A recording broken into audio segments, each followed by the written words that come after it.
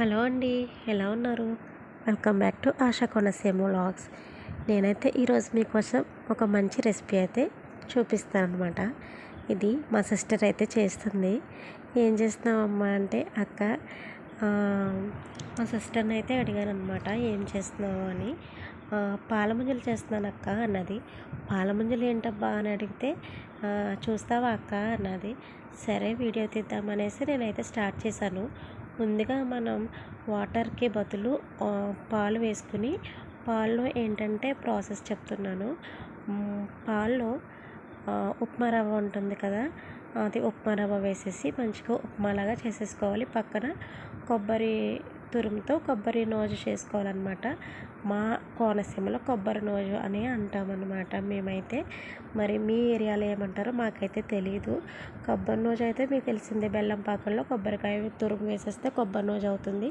ఆ రెండు పక్కన పెట్టేసుకుని మనం ఈ విధంగా మంచిగా పిండినంతా మిక్స్ చేసుకుంటూ ఈ విధంగా ఉండల కింద చేసుకోవాలి. ఉండల కింద చేసుకుని ఇవన్నీ కూడా పక్కన పెట్టేసుకోవాలన్నమాట. మీకు ప్రాసెస్ అర్థమైందని నేను అనుకుంటున్నాను. పాలు ఉంటాయి కదండి, ఆ పాలలో ఉప్మా రవ్వను వేసి బాగా దగ్గర పడేలాగా ఉప్మాలాగా చేసుకోవాలి.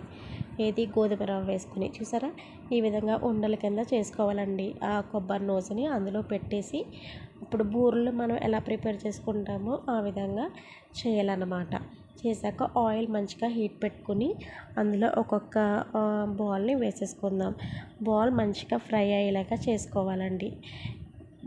మెయిన్ ఏంటంటే మనకి కొబ్బరి నూజు అనేది మంచిగా రావాలి. కొబ్బరి నూజులో ఒక ఇలాచీ కూడా వేసుకోండి. కొబ్బరి నూజు ప్రాసెస్ మీకు అందరికీ తెలుసనే అనుకుంటున్నాను. అది బెల్లం కొంచెం పాకం వచ్చే వరకు ఉంచి తర్వాత అందులో కొబ్బరి తురుగును వేసేస్తే కొబ్బరి నూజు అయిపోతుంది.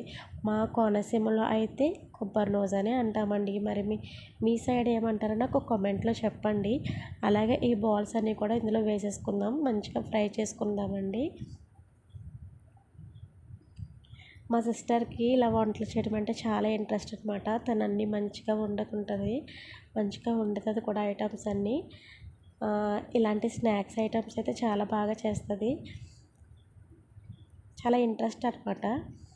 చూసారా ఎంత కేర్ఫుల్గా చేస్తుందో. ఇలాగే బాల్స్ అన్నీ కూడా మంచిగా మనం ఇప్పుడు గులాబ్ జామ్కి ఎలాగైతే ఫ్రై చేసుకుంటామో ఆ విధంగా ఫ్రై చేసుకోవాలండి.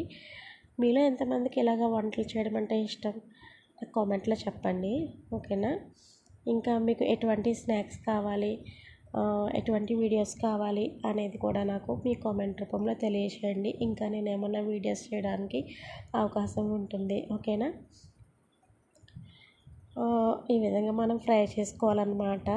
ఫ్రై చేసుకోవాలి కదా అని గోల్డెన్ బ్రౌన్ కలర్ రావాలి కదా అనేసి మీరు హై ఫ్లేమ్లో అయితే పెట్టకండి, మాడిపోతాయి. మంచిగా ఈ విధంగా ఫ్రై చేసేసుకోవాలండి. చూసారు కదా, మనం గులాబ్ జామ్ ఫ్రై చేసుకున్నప్పుడు ఎలాగ ఫ్రై చేసుకోవాలి, సేమ్ అలాగే ఫ్రై చేసుకోవాలన్నమాట. ఫ్రై చేసేసుకుని పక్కకు పెట్టేసుకోవడమే. ఇంకా చల్లారాక వేడివేడిగా తినేసిన బాగానే ఉంటాయి. అలాగే చల్లారాక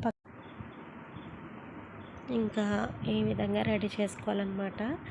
ఇంకా కొన్ని ఉన్నాయి, ఇవి కూడా ఆయిల్లో వేసుకుని ఫ్రై చేసేసుకుందాం అనమాట. ఈ వెదర్కి ఇలా వేడివేడిగా చేసుకుంటే చాలా బాగుంటాయి. చూసారా, చాలా బాగున్నాయి అన్నమాట. మీరు కూడా ట్రై చేయండి.